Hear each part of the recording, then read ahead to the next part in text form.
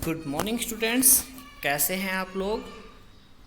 अच्छे हैं। उम्मीद करता हूँ सभी अपने घरों में होंगे। आज मैं आप लोगों को बिजनेस स्टडीज़ का chapter number 2 nature of management और उससे रिलेटेड कुछ इम्पोर्टेंट इश्यूज़ के बारे में बताने वाला हूँ, जो कि आपकी बिजनेस स्टडीज़ की बुक में चैप्टर नंबर 2 है। ठीक है बच्चों, तो चैप्टर नंबर 2 हम स्टार्ट कर रहे हैं मैनेजमेंट के बारे में कि मैनेजमेंट का नेचर कैसा है, प्रकृति कैसी है मैनेजमेंट की। तो प्रकृति का मतलब क्या होता है? प्रकृति का मतलब होता है किसी चीज़ को समझने के लिए उसके गुणों का पता होना चाहिए, उसके नेचर का पता होना चाहिए, प्रकृति कहलाता है। तो पहले बहुत पुराने समय से ही एक विवाद यानी कि कॉन्ट्राडिक्शन चलता आ रहा है कि कुछ वैज्ञानिक कहते हैं, कुछ मैनेजर्स कहते हैं कि प्रबंध एक विज्ञान है, लेकिन कुछ क्या कहते हैं कि प्रबंध एक कला है। ठीक है, तो अभी तक ये क्या है, बहुत डाउटफुल है। हर किसी को इस चीज़ में डाउट है कि इसको एक्चुअली में साइंस कहें या आर्ट कहें। ठीक है, तो कुछ अभी भी इसे कला की श्रेणी में रखते हैं और कुछ इसे क्या है, विज्ञान की श्रेणी में रखते हैं। तो हम बारी बारी से दोनों के बारे में डिस्कस करेंगे। पहले हम डिस्कस करते हैं साइंस के बारे में। तो साइंस है क्या चीज़, यानी कि विज्ञान है क्या चीज़। तो मैं एक छोटी सी बात आप लोगों को बताना चाहूँगा। साइंस का मतलब है किसी भी चीज़ का सिस्टमैटिक स्टडी, किसी भी सब्जेक्ट की या किसी भी मैटर की या किसी भी कंसेप्ट की सिस्टमैटिक स्टडी करना, जिससे किसी कंक्लूज़न पर हम पहुंच सकें। और ये जो कंक्लूज़न पे हम पहुंचेंगे, कैसे पहुंचेंगे? अपने एक्सपीरियंस के बेसिस पे, अपने ऑब्जर्वेशन के बेसिस पे। ठीक है, उसके बाद उसके रीज़न, कारण और परिणाम के बीच संबंध बता सके कि हमने ऐसा करा तो ऐसा हुआ। उसी चीज़ को हम क्या कहते हैं? साइंस कहते हैं, विज्ञान कहते हैं। तो पहले विज्ञान के बारे में पढ़ते हैं। विज्ञान है क्या चीज़? कहते हैं कि विज्ञान वह क्रमबद्ध ज्ञान समूह है जो मनुष्य द्वारा अवलोकन का मतलब ऑब्जर्वेशन, यानी कि बार बार देख के और एक्सपेरिमेंट के बेसिस पर प्राप्त किया जाता है। जैसे साइंस क्या कहती है? साइंस कहती है कि आप लोगों ने बचपन में पढ़ा होगा कि हाइड्रोजन और ऑक्सीजन मिलकर के पानी मिलाते हैं। यानी कि क्या है, ये कैसे किया होगा? एक्सपेरिमेंट करा होगा किसी ने, एक्सपेरिमेंट के बेस पे डिसीजन लिया गया होगा। तो इसी तरह मैनेजमेंट में भी क्या है, एक्सपेरिमेंट के बेस पे, अपने एक्सपीरियंस के बेस पे डिसीजंस लिए जाते हैं। तो सबसे पहले हमें बता रहे साइंस क्या चीज़ है। तो साइंस में बताया कि साइंस किसी भी सब्जेक्ट का क्रमबद्ध ज्ञान है जो मनुष्य ने कैसे प्राप्त किया है, अपने एक्सपीरियंस से और ऑब्जर्वेशन से प्राप्त किया। ठीक है, अब उसके बाद आगे हमारे पास इसकी विशेषता आती है साइंस की। तो साइंस की विशेषता 5 है। पहला, व्यवस्थित ज्ञान समूह। व्यवस्थित ज्ञान समूह, सिस्टमैटिक बॉडी ऑफ नॉलेज। व्यवस्थित ज्ञान समूह क्यों कहा गया है? क्योंकि इसमें हर कार्य एक प्रॉपर सिस्टम में रह के किया जाता है, एक सिस्टमैटिक वे में किया जाता है। दूसरा, तथ्यों के संग्रह, विश्लेषण और प्रयोगों पर आधारित, कि जब तक हम अपने फैक्ट्स को इकट्ठा नहीं करेंगे, उन फैक्ट्स पे एनालाइज नहीं करेंगे, उन पे एक्सपेरिमेंट नहीं करेंगे, तब तक हम किसी डिसीजन पे नहीं पहुंच सकते। थर्ड पॉइंट है सार्वभौमिक उपयोग, यूनिवर्सल एप्लीकेशन। सार्वभौमिक उपयोग का मतलब यह हर जगह एप्लीकेबल होगा। मीन से कोई अगर साइंस का रूल है, वो ऐसा नहीं है कि एक जगह एप्लीकेबल होगा, एक जगह एप्लीकेबल नहीं होगा, वो हर जगह समान रूप से एप्लीकेबल होगा। नेक्स्ट है कारण और परिणाम के बीच संबंध। कारण और परिणाम के बीच संबंध। ये कारण और परिणाम के बीच संबंध का मतलब है कि हम किसी काम को ऐसा करेंगे तो ऐसा होगा। जैसे अभी मैंने एग्जांपल लिया था कि हाइड्रोजन में ऑक्सीजन मिलाते हैं तो पानी बनता है। इसी तरह मैनेजमेंट के भी रूल्स होते हैं जो बताते हैं कि हम इस काम को ऐसे करेंगे तो इसका रिजल्ट ये आएगा। लास्ट पॉइंट है कि परिणाम की वैधता की जांच और पूर्वानुमान, यानी कि जो भी हमारा परिणाम आया है उसका हम जांच कर सकते हैं कि क्या हमारा परिणाम ठीक आया है और जो हमने फॉरकास्टिंग यानी कि जो पूर्वानुमान लगाया वो ठीक है या नहीं है, तो इन सब की जांच की जा सकती है।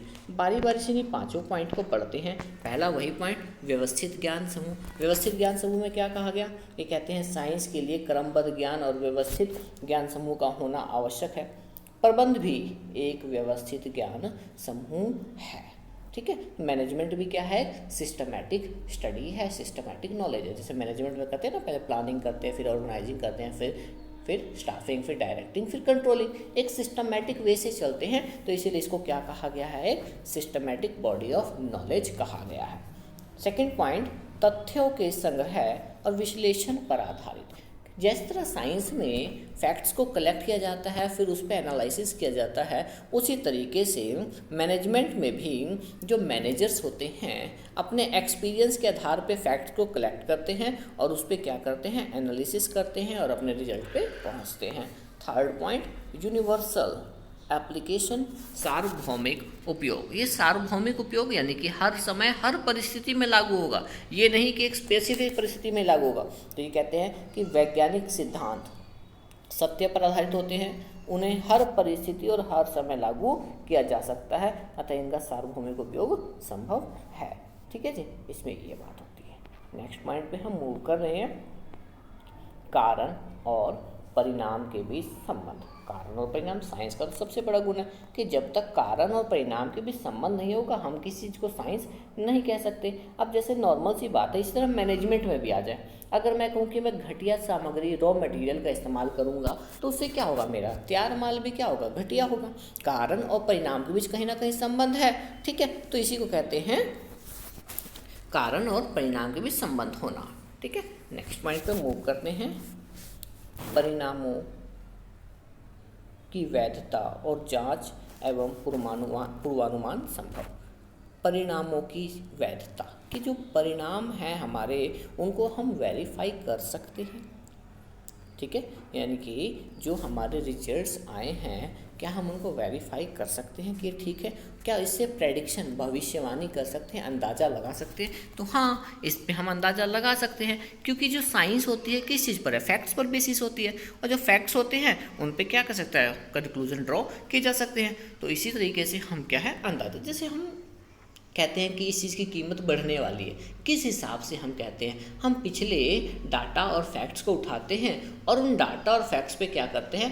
एनालाइज करते हैं और उसके हिसाब से हम क्या कहते हैं कि हाँ, इसकी कीमत सच में बढ़ने वाली है। ठीक है बच्चों, इसी तरीके से आपको आगे करना है। बढ़ते हैं, नेक्स्ट पॉइंट पे मूव करते हैं। अब आगे हमारे पास आता है प्रबंध, यानी कि मैनेजमेंट इज एन आर्ट। अभी तक हमने जो डिस्कस करा वो साइंस मैनेजमेंट को एज ए साइंस डिस्कस करा। हमने इसमें सबसे पहला पॉइंट क्या पढ़ा? हमने इसमें पहला पॉइंट पढ़ा कि जो साइंस है वो सिस्टमैटिक स्टडी है। साइंस क्या है? सिस्टमैटिक स्टडी है। दूसरा हमने क्या पढ़ा कि इसमें कलेक्शन ऑफ फैक्ट्स होता है, तथ्यों का संग्रहण किया जाता है। तीसरा हमने क्या पढ़ा? हमने पढ़ा कि ये हमारे कारण और परिणाम के बीच संबंध बताते हैं। ठीक है, और हमने क्या पढ़ा? इसमें हमने पढ़ा कि इसके परिणामों की वैधता की जांच की जा सकती है। ठीक है, तो ये जो हमारे पास क्या थी? साइंस की विशेषताएं थी। ठीक है, अब इसके बाद हम आते हैं कि अब मैनेजमेंट को एज ए आर्ट पढ़ेंगे। मैनेजमेंट को आर्ट के तौर पे पढ़ते हैं। तो मैनेजमेंट एक आर्ट भी है। सबसे पहले आर्ट होती क्या चीज़ है? किसी भी नॉलेज को या किसी भी व्यक्ति के द्वारा अपनी नॉलेज को प्रैक्टिकल लाइफ में इस्तेमाल करना आर्ट कहलाता है, कला कहलाती है। जैसे इन्होंने एग्जाम्पल ले रखा है कि बढ़ई है वो लकड़ी से अपना फर्नीचर बनाता है, तो कहीं ना कहीं वो अपने नॉलेज को अपने प्रैक्टिकल लाइफ में इस्तेमाल कर रहा है। ठीक है, तो इसको हम क्या कहते हैं? आर्ट कहते हैं। तो जे.आर. टेरी के अनुसार जे.आर. टेरी क्या कहते हैं कि चातुर्य का मतलब इंटेलिजेंस। ठीक है, तो अपने इंटेलिजेंस का प्रयोग करके इच्छित परिणाम प्राप्त करना ही क्या कहलाता है? कला कहलाता है, आर्ट कहलाता है। ठीक है, आपको ये आसान सी डेफिनेशन है जे.आर. टेरी के अनुसार, आप ये कर सकते हो। उसके बाद हम इस पे चलते हैं विशेषताओं पे। कला की विशेषता, जिस तरह हमारे साइंस की 5 विशेषताएं थी ना, मैनेजमेंट एज ए साइंस, उसमें हमने 5 विशेषताएं पढ़ी। तो इसमें अब कला के तौर पे इसकी विशेषता क्या है? सबसे पहला पर्सनल स्किल, कि किसी व्यक्ति की पर्सनल स्किल है, इस स्किल को चोरी नहीं किया जा सकता, ठीक है, और ये काफ़ी सोच विचार करके डिसाइड किए जाते हैं। दूसरा प्रैक्टिकल नॉलेज होती है। तीसरा सार्थक परिणाम प्राप्ति धारणा की, यानी कि हम इस नॉलेज को इस तरीके से इस्तेमाल करते हैं कि हमें परिणाम सार्थक प्राप्त हो। अभ्यास द्वारा विकास, यानी कि कला चाहे किसी भी प्रकार की हो, इसका विकास अभ्यास प्रैक्टिस के द्वारा होता है। जैसे एक कलाकार डिज़ाइन बनाता है या पेंटिंग बनाता है, तो जितनी बार पेंटिंग्स को ड्रॉ करेगा कुछ नया करेगा, तो ये क्या चीज़ होता है? अभ्यास के द्वारा विकास होता है, प्रैक्टिस। रचनात्मक शक्ति, क्रिएटिविटी पावर, ये जो कला है, जो आर्ट है, ये हमारी क्रिएटिविटी पे डिपेंड करता है, ठीक है। जैसे कि आप लोग देखते होंगे कि बच्चे ड्राइंग करते हैं, ड्राइंग के पास कलर सभी के पास एक जैसे होते हैं, शीट सभी के पास एक जैसी होती है, लेकिन किसी बच्चे की ड्राइंग अच्छी बनती है, किसी बच्चे की ड्राइंग खराब बनती है। इसके पीछे रीज़न बीइंग क्या है? रीज़न यह है कि उसकी क्रिएटिविटी पावर, ठीक है बच्चों। अब इसी पॉइंट को डिटेल में हम स्टडी करते हैं। सबसे पहला व्यक्तिगत कुशलता, पर्सनल स्किल, कहता है कि जो कला है ये संस्था के उद्देश्यों को प्राप्त करने के लिए जो मैनेजर होता है वो अपने पर्सनल इंटेलिजेंस से इसको सॉल्व करता है। जितनी भी प्रॉब्लम आती है ऑर्गेनाइजेशन में, उसको अपने पर्सनल स्किल्स लगा के, पर्सनल इंटेलिजेंस लगा के क्या करता है? उसको सॉल्व करता है। तो अब नॉर्मल सी बात है, अब एक ही काम को करने की हर व्यक्ति की क्या है? अलग अलग तरीके से सेम प्रॉब्लम को सॉल्व करने का हर पर्सन का, हर व्यक्ति का अलग अलग तरीका होता है, इसीलिए इसको क्या कहा गया? पर्सनल स्किल कहा गया है। नेक्स्ट है प्रैक्टिकल नॉलेज, व्यवहारिक ज्ञान, कहते हैं कला व्यवहारिक ज्ञान की ओर संकेत करती है तथा इसका संबंध ज्ञान को व्यवहार में, व्यवहार का मतलब प्रैक्टिकल लाइफ में इस्तेमाल करने से है। कहता है मैनेजमेंट भी एक व्यवहारिक ज्ञान है और व्यवसाय में प्रबंध का महत्व इस बात से जाना जाता है कि वह प्रबंध के सिद्धांतों को कितनी कुशलता और प्रभावी ढंग से लागू करता है। कि माना आपके पास नॉलेज है, उस नॉलेज को आप प्रैक्टिकल लाइफ में कैसे इस्तेमाल करते हो, यही आर्ट है, ठीक है। सिर्फ नॉलेज होना बड़ी बात नहीं है, उस नॉलेज को आप अपने प्रैक्टिकल लाइफ में कैसे इस्तेमाल करते हो, ये चीज़ मायने रखती है, ठीक है बच्चों। नेक्स्ट पॉइंट पे मूव करते हैं। हमारा नेक्स्ट पॉइंट है सार्थक परिणाम प्राप्ति धारणा। परिणाम सार्थक होना चाहिए। सार्थक का मतलब जिसका कोई अर्थ निकले। हम हिंदी में पढ़ते हैं ना, सार्थक यानी कि जिसका कोई अर्थ निकले, यानी कि रिजल्ट ओरिएंटेड अप्रोच, यानी कि हमारे मैनेजमेंट जो होनी चाहिए वो रिजल्ट ओरिएंटेड होनी चाहिए। हमारा टारगेट और गोल क्या है? रिजल्ट की तरफ होना चाहिए। तो इसी चीज़ को हम पढ़ रहे हैं। कहते हैं कला का आधार सार्थक परिणामों को प्राप्त करना। सार्थक का मतलब जो सोच रखा था, यानी कि सोचा कुछ और हो कुछ और रहा है, ठीक है। कहते हैं इसी संदर्भ में प्रबंध भी एक सार्थक परिणाम प्राप्ति धारणा है। इसका संबंध उद्देश्यों को प्राप्त करने से है।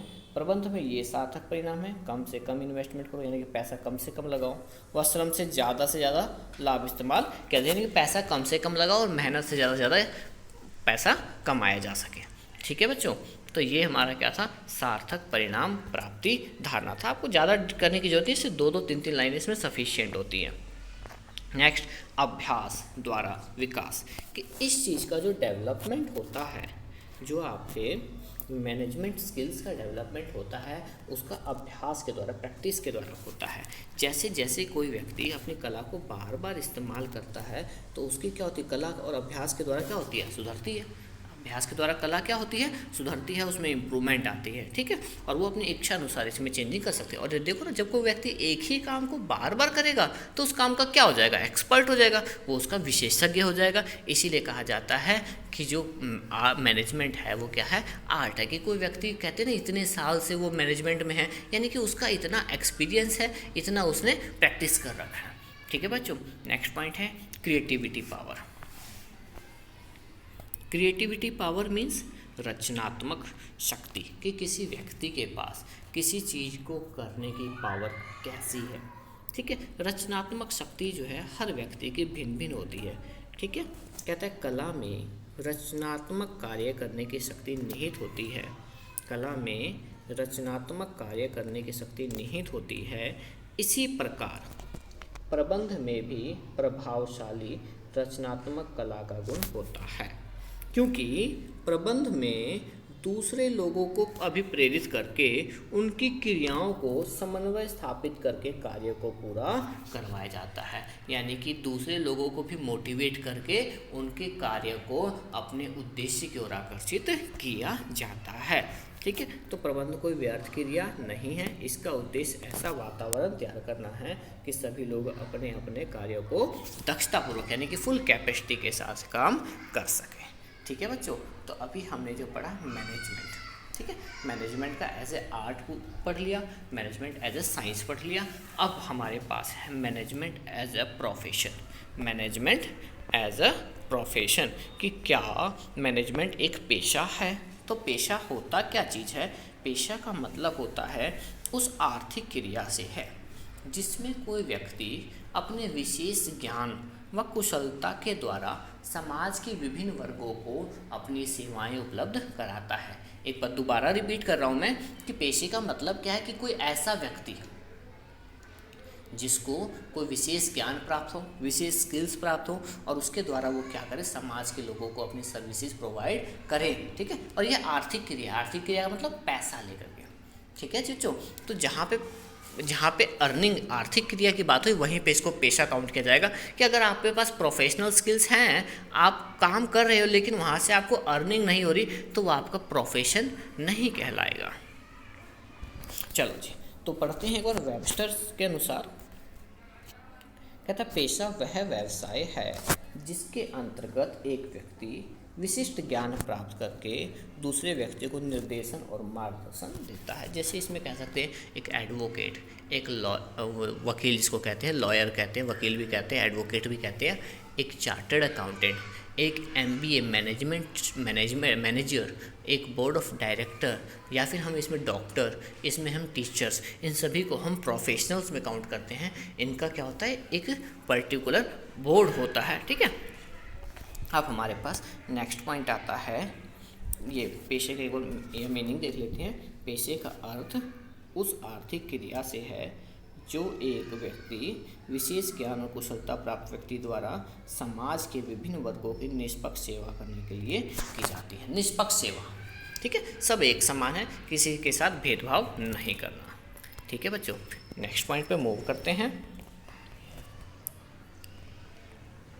अब इसी चीज़ की विशेषताएं कि अब प्रबंध को आपने पेशा कह दिया, इस पेशे की विशेषता क्या है? पहला कहता है विशिष्ट ज्ञान और तकनीकी कौशल होना। विशिष्ट ज्ञान, स्पेसिफिक नॉलेज का भी होना जरूरी है। जैसे डॉक्टर, वकील, एक स्पेसिफिक नॉलेज होती है, उनको अपनी पर्टिकुलर अपने फील्ड की नॉलेज होती है। प्रशिक्षण व अनुभव प्राप्त करने की औपचारिक व्यवस्था, जैसे डॉक्टर्स में क्या होता है कि जिसने MBBS करा वो डॉक्टर है, या फिर जिसके एक मेडिकल काउंसिल यानी कि जिसका एक पेशेवर संस्था होती है। ठीक है, इनकी एक प्रतिनिधि संस्था होती है। एक ट्रेनिंग के लिए, एक एक्सपीरियंस के लिए क्या होता है, एक पर्टिकुलर वे होता है। ठीक है, जैसे कि MBA करा तो आप मैनेजर का काम कर सकते हो। आपने क्या है वो अपना B.Ed करा, या फिर आपने क्या करा, TGT PGT करा, या फिर आप कह सकते हो जैसे आप नेट क्लियर करते हो तो आप अपने टीचर के लिए क्वालिफाई होते हो। उसी तरीके से क्या होता है, इसकी एक औपचारिक व्यवस्था होती है, एक सिस्टमेटिक स्टडी होती है। नेक्स्ट क्या है, पेशे का विकास करने के लिए एक प्रतिनिधि संघ होना। एक प्रतिनिधि, जैसे आप लोगों ने सुना ना, वकीलों की बार काउंसिल होती है, उसके बाद डॉक्टरों की मेडिकल काउंसिल ऑफ इंडिया होती है। ठीक है, तो इसी तरीके से क्या होता है, इसका एक प्रतिनिधि संस्था होती है। उसके बाद इनके व्यवहारों को नियंत्रित करने के लिए एक आचार संहिता, जिसको हम कहते हैं code of conduct, set of rule and regulation is called code of conduct. यानी कि उनमें उनको क्या करना है, क्या नहीं करना है, किस तरीके से काम करना है, इन सारी चीज़ों के जिसमें डिटेल गिवन होती है उसको हम क्या कहते हैं, कोड ऑफ कंडक्ट कहते हैं। फिर उसके बाद आर्थिक स्वार्थ के स्थान पर सेवा भावना को प्राथमिकता देना। यानी कि अर्निंग तो करनी है, लेकिन अर्निंग इस हिसाब से होनी चाहिए कि आप अर्निंग के साथ साथ समाज के हितों को भी ध्यान में रखें। आपकी प्रायोरिटी समाज की सेवा पहले होनी चाहिए, अर्निंग आपका सेकेंडरी मोटिव होना चाहिए। ठीक है बच्चों, नेक्स्ट पॉइंट पर मूव करते हैं। क्या प्रबंध एक पेशा है? तो इन्हीं पांचों बातों को बारी बारी से डिस्कस कर रखा है। पहला, विशिष्ट ज्ञान और तकनीकी कौशल। हाँ, मैनेजमेंट में हमें विशिष्ट ज्ञान और तकनीकी कौशल की जरूरत पड़ती है कि जब तक किसी के पास विशिष्ट ज्ञान और तकनीकी कौशल ना हो, यानी कि एक्सपीरियंस ना हो, तब तक वो मैनेजमेंट का काम नहीं कर सकता। नेक्स्ट पॉइंट है प्रशिक्षण एवं अनुभव प्राप्त करने की औपचारिक व्यवस्था। हाँ जी, इसकी भी औपचारिक व्यवस्था होती है। अलग अलग कॉलेजों में, इंस्टीट्यूट्स में आजकल क्या है, मैनेजमेंट की स्किल्स को सिखाया जाता है और उसके बेस पे फिर वो क्या करते हैं, अपने मैनेजमेंट का काम करते हैं। कहता है प्रबंध के लिए विशिष्ट ज्ञान प्राप्ति के लिए शिक्षण व प्रशिक्षण की व्यवस्था आज अनेक संस्थाओं द्वारा उपलब्ध करा दी गई है। कॉलेज होते हैं, ठीक है, जैसे IIM वगैरह का आपने सुना होगा, अहमदाबाद से, ठीक है। तो कहता है कि अधिकतर प्रबंधक इन्हीं प्रशिक्षण केंद्रों में प्रबंध की शिक्षा ग्रहण करके पेशे में प्रवेश लेते हैं।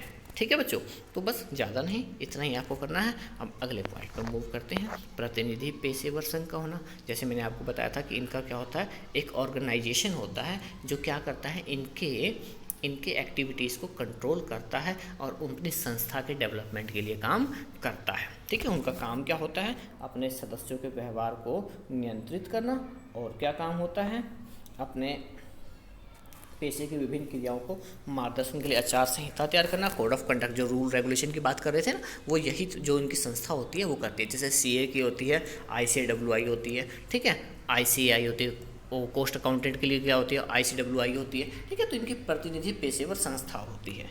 ठीक है, सदस्यों की न्यूनतम योग्यता की, कौन सा सदस्य इसका माना जाएगा, कौन सा नहीं, यानी कि उनकी मिनिमम एलिजिबिलिटी क्या होगी, क्या क्वालिफिकेशन वाले को हम अपने इसमें शामिल करेंगे। ठीक है, ये नीचे एग्जाम्पल ले रखा है कि वकालत के लिए बार काउंसिल ऑफ इंडिया, चिकित्सा के लिए मेडिकल काउंसिल ऑफ इंडिया, ठीक है, लेखा शास्त्र यानी कि जो CA होते हैं उनके लिए institute of chartered accountant of India, ठीक है, ये होता है। मैनेजमेंट के लिए क्या होता है, ऑल इंडिया मैनेजमेंट एसोसिएशन होता है। तो ये क्या है, इनकी प्रतिनिधि पेशेवर संस्था है। ठीक है बच्चों, लास्ट हमारा जो पॉइंट है, कोड ऑफ कंडक्ट, आचार संहिता। आचार संहिता का मतलब क्या होता है कि वही सेट ऑफ रूल जिसके अंदर यह बताया जाए कि आप प्रबंध करते समय, अपने पेशे को करते समय अपने नियम क्या होंगे, कैसे ईमानदारी से करेंगे, आपकी सत्यनिष्ठा, ये इन सब चीज़ों के बारे में डिस्कस किया जाता है, सम्मिलित किया जाता है, तो उसको हम क्या कहते हैं, कोड ऑफ कंडक्ट कहते हैं, आचार संहिता कहते हैं। नेक्स्ट पॉइंट, आर्थिक स्वार्थ के स्थान पे सेवा भावना को प्राथमिकता देना। आर्थिक स्वार्थ का मतलब यानी कि देखो पैसा तो लेना है, क्योंकि देखो अब नॉर्मली बात है, मैं प्रोफेशनल हूँ तो पैसा लेना क्या है, मेरे जीवन को कमाने का प्राइमरी पर्पज़ है, क्योंकि अब मेरा घर उसी से चलेगा। लेकिन क्या है, साथ साथ सेवा भावना को भी ध्यान में रखना। वही कहता है कि अन्य धंधों की और व्यापार की भांति ही पेशे में भी क्या है, धन अर्जित एक साधन है। ठीक है, धन अर्जित करने का साधन है, लेकिन क्या है, धन अर्जित करने के साथ साथ क्या है, समाज के बारे में भी समाज में भी ध्यान रखना होता है। ठीक है, जैसे मान लो क्या है, उदाहरण के लिए एक डॉक्टर चिकित्सा से अपनी आजीविका कमाता है, लेकिन समाज सेवा क्या है, उसका मुख्य उद्देश्य होता है। ठीक है बच्चों, बस आप लोगों को यही करना था। ये आपका सेकेंड चैप्टर समाप्त होता है। Bye bye.